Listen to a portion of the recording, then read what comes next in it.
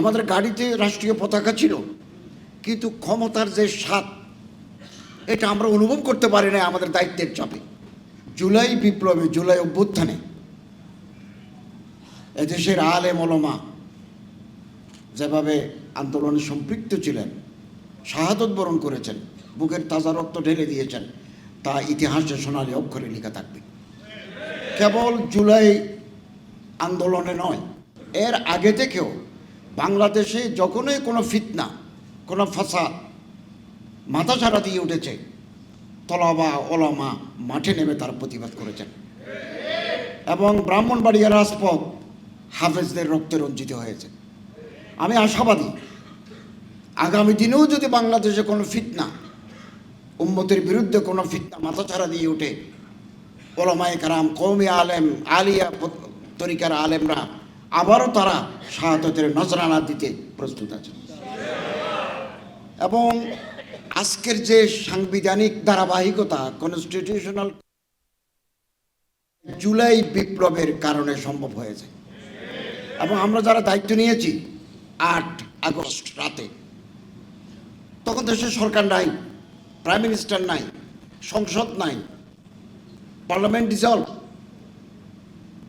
Supreme কোর্টের 107 ধারা 106 ধারা মতে একটা ইন্টারিম গভর্নমেন্ট করার জন্য রাষ্ট্রপতি, মহামান্য রাষ্ট্রপতি অনুমোদন চেয়েছেন, অনুমোদন পাওয়া গেল। আমরা যে সময় দায়িত্ব নিলাম, ঢাকাতে ট্রাফিক নাই, স্কুলের ছেলে মেয়েরা ট্রাফিকের দায়িত্ব পালন করেছে, থানা জলে ছাই হয়ে গেছে, এই মুহূর্তে পুলিশ নাই। এই মুহূর্তে আমরা দায়িত্ব নিয়েছি, 18 মাস আমরা রাত দিন পরিশ্রম করেছি। আমাদের গাড়িতে রাষ্ট্রীয় পতাকা ছিল, কিন্তু ক্ষমতার যে স্বাদ এটা আমরা অনুভব করতে পারি না আমাদের দায়িত্বের চাপে। আমি নির্বাচনের আগে অপারেশন হয়েছে থাইল্যান্ডের ব্যাংককে, আমি এসে প্রফেসর ইউনুস সাহেব বললেন যে তোমাকে সিলেট যেতে হবে। আমি মাঝরত পেশ করতে পারতাম। আমি চিন্তা করলাম যে সময় আগামী দিনে কঠিন হবে আমাদের জন্য। আমি সুনামগঞ্জ, হবিগঞ্জ, মৌলভীবাজারে এই হানা ভোটের পক্ষে মিটিং করেছি জেলা প্রশাসনের সহযোগিতায়। এবং এই জুলাই বিপ্লবে যারা প্রাণ হারিয়েছেন, আমি অনেকের কবর জিয়ারত করতে গেছি। একজনের মুখ নাই, নাক থেকে এটা নাই। ঢাকা হসপিটালে আমি থাকতে গেছি, দেখতে গেছি, অনুদান দিয়েছি। আমরা তাকে রাশিয়া পাঠিয়েছি, সিঙ্গাপুর পাঠিয়েছি। আমি থাইল্যান্ড থাকতে আমাদের হাই কমিশনার আমাকে বললেন, স্যার আপনারা যে ছেলেটা পাঠিয়েছেন ও মারা গেছেন, তো আমরা দেখতে যাবো। আমি গেছি মর্গে, যেহেতু বেশি দিন থাকতে হয়েছে তাকে আমরা আরেকটা হসপিটালে ভর্তি করেছি।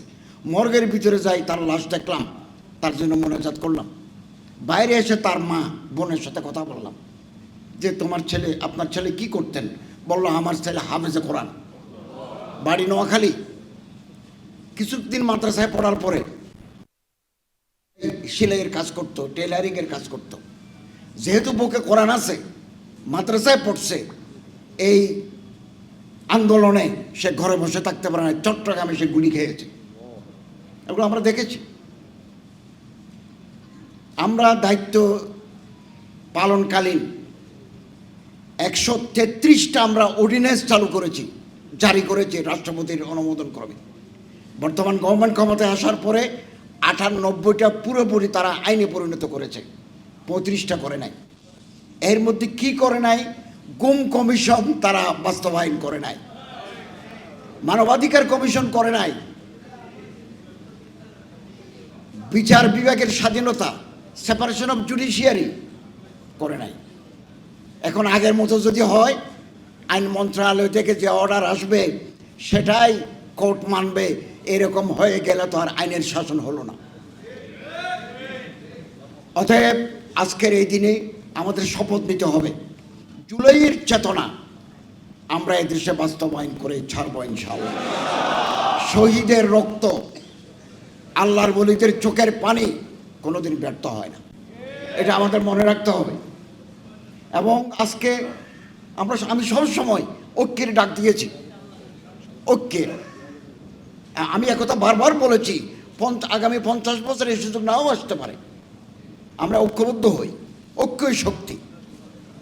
আমার কেন মনে হয় আজকে যখন আমরা কাদা ছুটাছুটি দেখি, আমাদের ভাইয়েরা যখন একে অপরের বিরুদ্ধে আমরা বিশুদ্ধার করতে দেখি, আমার মনে পড়ে আমি ইতিহাসের ছাত্র, আমার অনার্স এম এ পিএইচডি হিস্ট্রির উপরে। আজ থেকে 150 বছর আগে ভারতের ব্রিটিশ বিরোধী আন্দোলনের অন্যতম পুরুদা নেতা শেখ ওলিদ আল্লামা মাহমুদুল হাসান রহমতুল্লাহ বলেছেন, अगर समंदर की तह में 2 मछलियां लड़ रही हो तो यकीनन उसके पसे पुष्ट यूथी का हाथ होगा।